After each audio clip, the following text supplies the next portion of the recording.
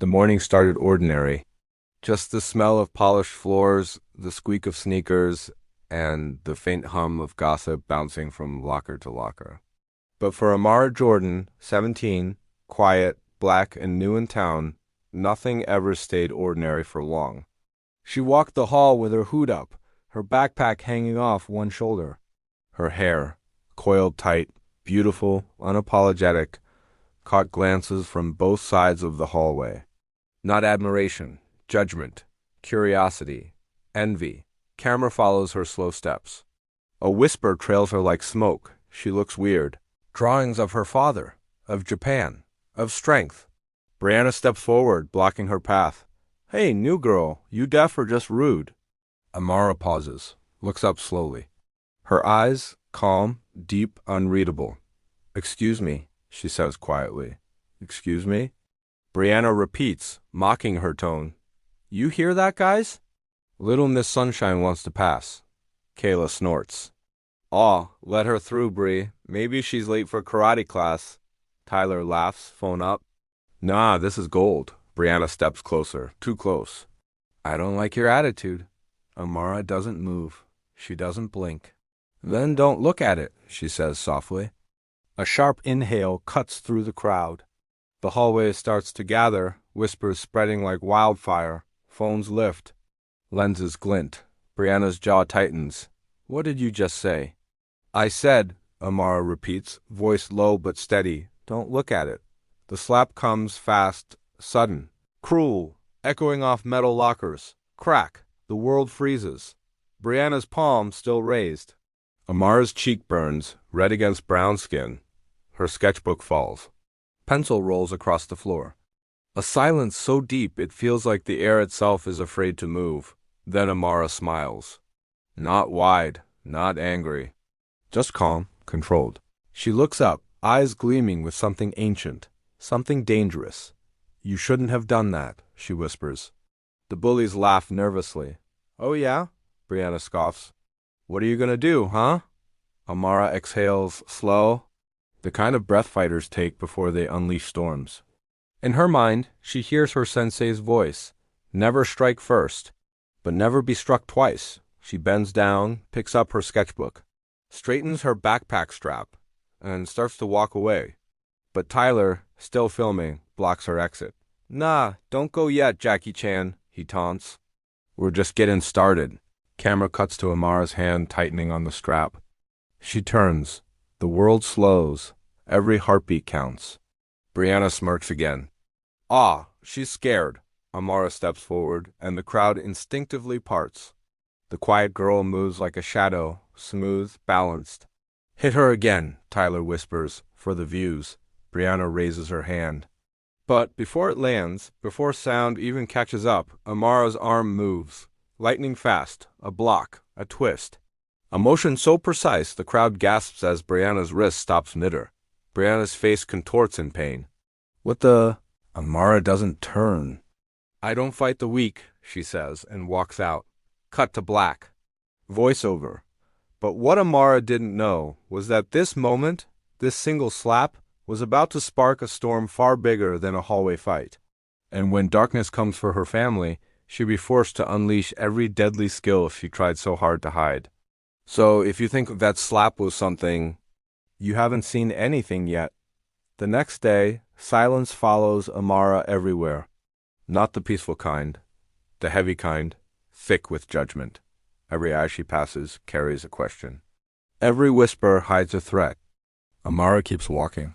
Her steps steady, but her hands shake just slightly. The lessons from Okinawa echo in her mind. A true warrior fights to end conflict, not to win it. Flashback sequence. Okinawa coast at sunset. Her sensei, Master Tanaka, stands barefoot in the sand, waves lapping at his ankles.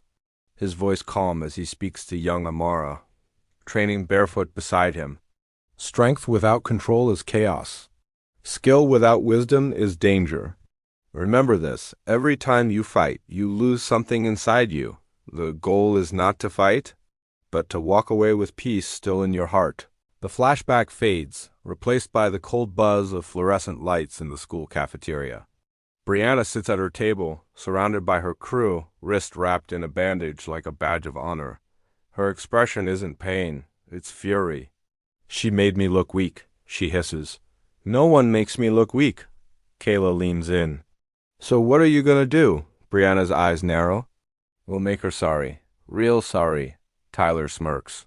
You still got the clip? He nods toward his phone. Online by tonight. I'll post it everywhere. By tomorrow, the whole school, the whole city, everyone will know who Amara Jordan really is. Brianna's smile returns. Cold. Calculated. Perfect. Cut. Cut. To Amara, sitting under a tree outside, eating lunch alone.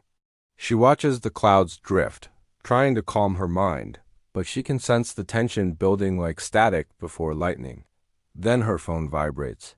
A message. A link her breath catches. It's the video, the hallway confrontation.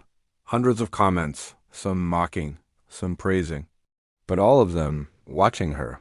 Her hand trembles as she scrolls through them. Yo, she's dangerous. Mr. Ortiz, mid-40s, ex-Marine turned guidance counselor, looks up as she enters. Amara, I was hoping you'd come. She sits across from him, silent. I saw the footage, Ortiz says quietly. You showed restraint. But this town doesn't understand people who carry quiet strength. Amara looks at him, uncertain. You're saying I should have let them hit me? Ortiz shakes his head. No. I'm saying you need to show them who you really are. Not through fighting, but through character. There's a martial arts tournament next month. Charity event. You join it. People will see discipline, not violence. She hesitates. I don't want attention. Ortiz smiles. Sometimes hiding isn't peace, it's surrender. You've got a gift, Amara. Let people see the light side of it. Voiceover fades in softly.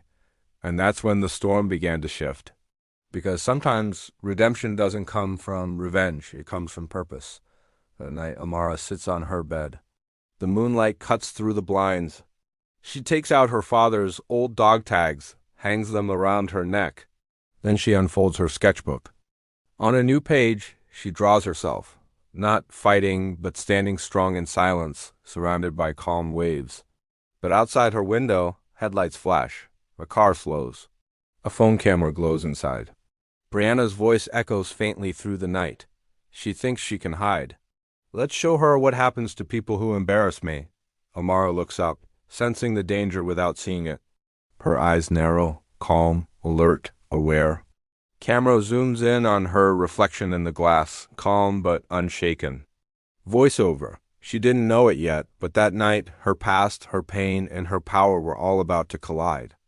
And when the truth comes out, the girl they called quiet will make the whole town remember her name. Cut to black. Distant thunder rolls. Voiceover begins over a wide dawn shot. Every sunrise brings two choices: repeat your past or rise beyond it. Amara chose the second. The screen opens on early morning fog drifting through the quiet streets. Amara runs through it, steady rhythm, her breath visible in the chill air. No music, no words, just focus. Her shoes hit the pavement in a steady cadence, a heartbeat of discipline. The world is awake now, but quieter than before. The video of the hallway still circulates, but something has changed. The comments are split, half cruel, half admiring. And for the first time in weeks, Amara doesn't feel anger when she reads them. Just clarity. Camera follows her into an empty gym. Aunt Lila's friend, Coach Harris, a retired boxing trainer, agreed to open it early for her. Couldn't sleep again? He asks, setting down a towel. Amara shakes her head. I just need to train. Harris nods knowingly. You know, control's not about holding back power. It's about deciding when to use it. Amara glances at him, the same phrase her sensei once used. Seems like everyone knows that but me, she says quietly. He laughs. You're 17, kid. You'll learn. Training montage. Slow, cinematic. Amara stretches, balances on one leg, eyes closed. Her movements blend boxing with martial arts, calm precision, quiet rhythm. Every motion mirrors her emotional growth, the pain softening into purpose. As she moves, the voiceover continues. Sometimes the greatest battles are fought in silence.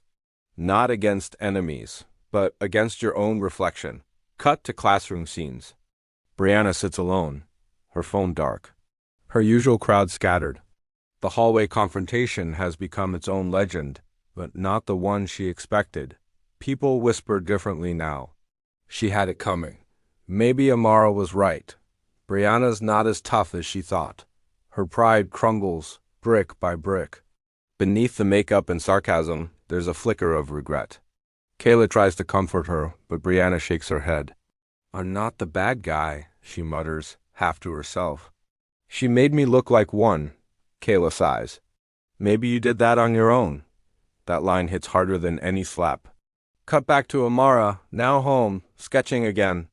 Her sketchbook now holds a new picture. A girl standing between two storm clouds, one dark, one light, holding them apart with open hands. She closes the book and looks at her father's photo on the dresser. "You said strength isn't just for defense. It's for guidance. Maybe that's what I need to do." The next scene opens inside the school gym. Banners hung for the upcoming charity martial arts tournament. Students bustle, setting up. Amara signs the participant form quietly. Her name on the list draws stares again, but this time there's curiosity, not ridicule. Principal Dalton approaches. "You're really doing this?" she asks. Amara nods. "Not to prove anything, just to show who I am." Dalton smiles faintly. "That's exactly what this school needs." As she walks away, Amara notices Brianna watching from across the room.